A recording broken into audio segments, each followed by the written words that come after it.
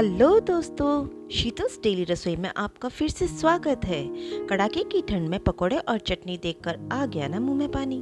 फूल गोभी के इस सीजन में आपको गोभी से बना इतना टेस्टी और कुरकुरा नाश्ता बताने वाली हूँ जो आपसे यम्मी ज़रूर कहला देगा। तो चलिए शुरुआत करते हैं चटपटी चटनी से। चटनी बनाने के लिए मिक्सी के जार में 2 से 3 हरी मिर्च लेंगे, 2 इंच अदरक का टुकड़ा लेंगे, 1 चम्मच नमक लेंगे और खटाई के लिए 1 बड़े नींबू का रस लेंगे। अब इसमें 1 कप हरा धनिया डालेंगे और उसी का डबल 2 कप पुदीना लेंगे। इसमें हम 2 से 3 आइस क्यूब्स भी डालेंगे ताकि चटनी के कलर को प्रिजर्व रख सके। अब इसको पीसकर एक फाइन पेस्ट तैयार कर लेना है। लीजिए, हमारी हरी हरी चटपटी सी चटनी पकौड़ों के साथ खाने के लिए तैयार है। एक बार फिर से आ गया ना मुंह में पानी। अब इसे एक बार रखते हैं साइड में और हम चलते हैं मसाला बनाने। मसाला बनाने के लिए हम यहाँ 1 चम्मच साबुत धनिया लेंगे, 1 चम्मच तिल लेंगे, 1 चम्मच काली मिर्च, 1 चम्मच कसूरी मेथी, 1 चम्मच जीरा, 1 चम्मच सौंफ। इसी के साथ 2 लौंग लेंगे और तीखेपन के लिए 3 से 4 सूखी लाल मिर्च लेंगे। इन्हें हम कूटकर दरदरा पीस लेंगे। आप चाहे तो मिक्सी में भी पीस सकते हैं, पर जो स्वाद कूटने में आएगा वह मिक्सी में नहीं आएगा। दोस्तों, यही वह खास मसाला है जो पकोड़ों के स्वाद को बिल्कुल यूनिक बनाने वाला है। इस तरह से तैयार किए मसाले को एक बार हम साइड में रखते हैं। अब आई गोभी की बारी। हमें गोभी के फ्लोरेट्स को इस साइज में काट लेना है। मैंने यहाँ करीब 800 ग्राम गोभी ली है। अब हम एक पैन में 1 से 1.5 लीटर पानी लेंगे। पानी को गर्म करेंगे और इसमें 1 चम्मच नमक डाल देंगे। नमक से गोभी में से जो भी कीड़े मकोड़े और बैक्टीरिया होते हैं वो खत्म हो जाते हैं और गोभी में टेस्ट भी आ जाता है। हमें कटी हुई गोभी को पानी में डाल देना है और 2 से 3 मिनट तक उबालना है। 3 मिनट से ज़्यादा बिल्कुल भी नहीं उबालना है दोस्तों, वरना गोभी ढीली हो जाएगी और अपना स्ट्रक्चर नहीं पकड़ पाएगी। 3 मिनट बाद हम फटाफट से गोभी को स्ट्रेन कर लेंगे। इसको 5 से 10 मिनट के लिए फ्रिज में ठंडा करने के लिए रख लेंगे ताकि गोभी जल्दी से ठंडी हो जाए। ठंडी हो जाने के बाद अब इस गोभी पर हम 2 चम्मच अदरक का पेस्ट डालेंगे। आप चाहे तो इस समय लहसुन का पेस्ट भी मिला सकते हैं, लेकिन मैं इस रेसिपी को बिना लहसुन प्याज के ही बनाना पसंद करूंगी।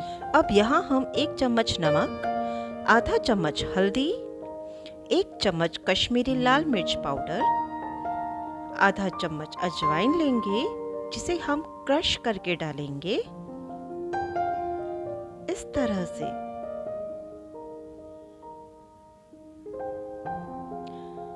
साथ ही हमने जो मसाला कूटकर तैयार किया था, जो हमारे पकोड़ों की टेस्ट को यूनिक बनाने वाला है, वह भी मिला लेंगे। आधा कप हरा धनिया और बारीक कटी हुई हरी मिर्च भी मिला लेंगे। अब इन मसालों को गोभी पर अच्छी तरह कवर होने देंगे ताकि गोभी के एक एक कोने तक इन मसालों का स्वाद पहुंच सके। ये देखिए, पूरी गोभी में मसाले अंदर तक बैठ चुके हैं। अब हम इसमें 1/4 कप चावल का आटा मिलाएंगे और 1/4 कप ही बेसन भी मिला लेंगे। यहाँ मैंने 2 से 3 चम्मच पानी में हींग मिलाकर रखा था, उस पानी को भी मिला लेंगे। अब हमें एक बार फिर से गोभी पर इन मसालों की कोटिंग कर देनी है। यहाँ हमें बहुत मोटी कोटिंग नहीं करनी है, ना ही इसमें पानी मिलाना है।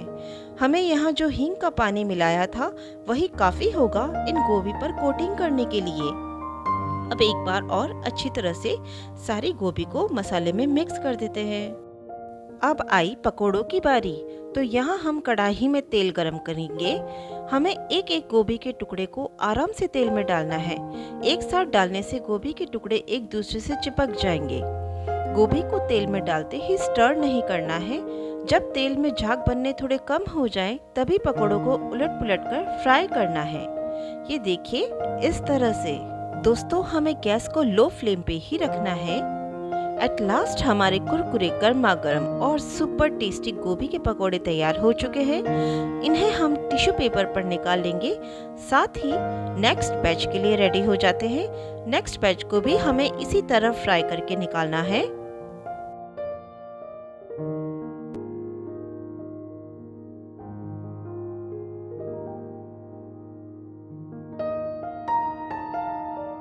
अब पकोड़े हैं, चटनी है, तो हमारी हरी मिर्च क्यों पीछे रह जाए। इसी तेल में हम कुछ हरी मिर्च भी फ्राई कर लेंगे। स्टार्ट में हरी मिर्च को जाली पर ही रखते हुए फ्राई करना है, वरना मिर्च के चटकने पर तेल की बूंदें उछलकर लग सकती है। ये लीजिए, तेज ठंड में गर्मा गर्म चाय के साथ सुपर टेस्टी, क्रंची और गर्मा गर्म पकोड़े तैयार हैं। मेरे कहने से एक बार ज़रूर बनाइएगा दोस्तों, आपको बहुत पसंद आने वाले हैं। रेसिपी पसंद आए तो लाइक, शेयर और सब्सक्राइब करना बिल्कुल ना भूलें। मिलते हैं अगले वीडियो में एक नई रेसिपी के साथ।